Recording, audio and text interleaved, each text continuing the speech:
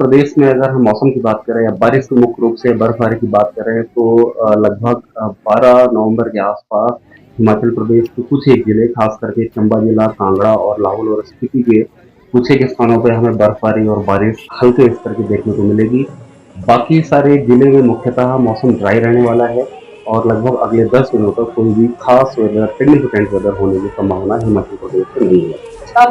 अगर हम तापमान की बात करें तो अधिकतम तापमान की मैक्सिमम टेम्परेचर्स की अगर हम बात करें तो हिमाचल प्रदेश के काफी स्थानों पर ये जो तापमान है वो लगभग हमारा 24 से लेकर के 29 डिग्री सेंटीग्रेड के बीच में देखे गए हैं पिछले कुछ दिनों में, और जो कि लगभग नॉर्मल से 3 से 4 डिग्री सेंटीग्रेड कुछ एक स्थानों पर ज्यादा भी तापमान हमें दर्ज किए गए हैं। वहीं पे अगर हम मिनिमम टेम्परेचर्स की बात करें तो मिनिमम टेम्परेचर्स की जो तापमान है ये लगभग जो है हमारा 7 से लेकर के 11 डिग्री सेंटीग्रेड अधिकांश स्थानों पे दर्ज किए गए हैं, जो कि नॉर्मल से 1 से 2 डिग्री सेंटीग्रेड ज्यादा है।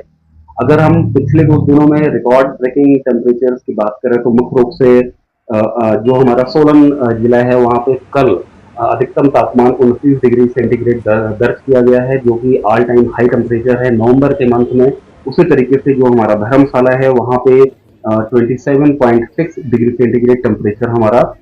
कल वहां पर दर्ज किया गया है, जो कि नॉर्मल से लगभग 2 डिग्री सेंटीग्रेड ज्यादा है। और ये अपने आप में नवंबर के मंथ में ऑल टाइम हाई टेम्परेचर धर्मशाला में भी देखा गया है। उसके अलावा हमारा जो ऊना है वहां पे परसों यानी कि 2 नवंबर को ऑल टाइम हाई टेम्परेचर दर्ज किया गया है। इस तरीके से हम कह सकते हैं कि पिछले 2 से 3 दिनों में हिमाचल प्रदेश के कुछ ही जिलों में ऑल टाइम हाई टेम्परेचर्स भी यानी कि रिकॉर्ड ब्रेकिंग टेम्परेचर्स भी हमें देखने को मिले हैं। तो क्या ये ग्लोबल वार्मिंग मुख्य रूप से पिछले कुछ दिनों से टेम्परेचर जो नॉर्मल से 3 से 4 डिग्री सेंटीग्रेड ज्यादा देखे गए हैं, उसका मुख्य रीजन ये है कि पिछले काफी दिनों से हिमाचल प्रदेश में कहीं पे भी बारिश नहीं देखी गई है। मुख्यतः हमारा क्लियर स्काई कंडीशन बनी हुई है और जिसकी वजह से हमारे टेम्परेचर्स में कहीं ना कहीं बढ़ोतरी देखने को मिली है, क्योंकि पिछले कुछ दिनों में कोई भी active western disturbance Himachal Pradesh की तरफ आता हुआ नहीं देखा गया है। जब भी कोई पश्चिमी विक्षोभ आता है जिसकी वजह से हमें यहाँ पे बारिश और बर्फबारी देखने को मिलती है और टेम्परेचर में गिरावट दर्ज की जाती है, जो कि पिछले कुछ दिनों में देखने को नहीं मिला है। इसी वजह से टेम्परेचर्स में बढ़ोतरी हुई है हिमाचल प्रदेश के अधिकांश स्थानों पर। ऐसा क्या रीजन है इस तरह की वेस्टर्न डिस्टर्बेंस देखिए हमेशा ही नॉर्मली जो है वो एक वेदर सिस्टम होता है जो कि पश्चिम से यूजुअली ईरान या इराक के आसपास उसका फॉर्मेशन होता है और वो पूर्व की तरफ अफगानिस्तान और पाकिस्तान से होते हुए इंडिया के जो उत्तरी हिस्सा है यानी जम्मू कश्मीर और हिमाचल प्रदेश से होते हुए आगे की तरफ बढ़ता है। लेकिन मुख्य रूप से ये डिपेंड करता है कि जो हमारा पश्चिमी विक्षोभ है उसका जो लैटिट्यूड है वो कहाँ तक कितना डीप हमारा आ रहा है। मुख्य रूप से हमें बारिश तब देखने को मिलती है जब उसका लैटिट्यूड 25 डिग्री सेंटीग्रेड या 26 डिग्री सेंटीग्रेड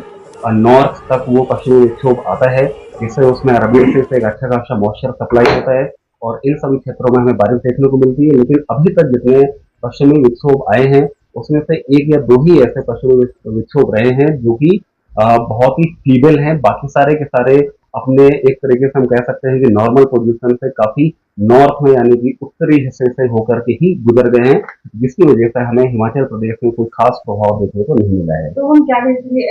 एलिनो और लानिनो का डायरेक्टली कोई इम्पैक्ट ऐसा उसके लिए हमें स्टडी करना पड़ेगा। ऐसा 1 to 1 कोई भी कोरिलेशन पश्चिमी विक्षोभ के साथ एक शॉर्टेड ड्यूरेशन के लिए हम नहीं बोल सकते हैं। लेकिन हाँ, पश्चिमी विक्षोभ हमारे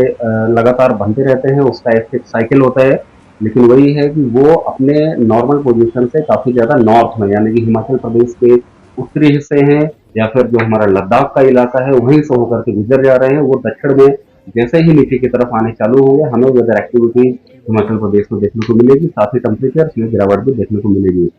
मुख्य रूप से अगर हम टेम्परेचर्स की भी बात करें, जो ये बढ़े हुए टेम्परेचर चल रहे हैं लगभग 7 नवंबर तक यानी कि अगले 3 दिनों तक ये टेम्परेचर्स में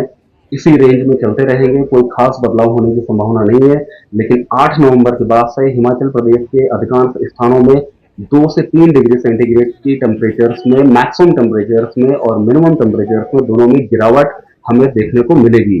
2 से 3 डिग्री सेंटीग्रेड की गिरावट होने के बाद भी ये टेम्परेचर अपने नॉर्मल या नॉर्मल से 102 डिग्री सेंटीग्रेड फिर भी ज्यादा ही बने रहने की पूरी संभावना है। तो हम कहते हैं कि स्थानों पर जैसे कि मैंने बताया कि हमारा ऊना है, धर्मशाला है, सोलन जिला है, और उसी तरीके से भुंतर में भी 1 नवंबर को all time high maximum temperature हमें दर्ज किया गया है। तो कुछ एक स्थानों पे जो ऑल टाइम हाई टेम्परेचर हमें नवंबर के मंथ के इस सीजन में देखने को मिले हैं पिछले 3 से 4 दिनों के अंदर।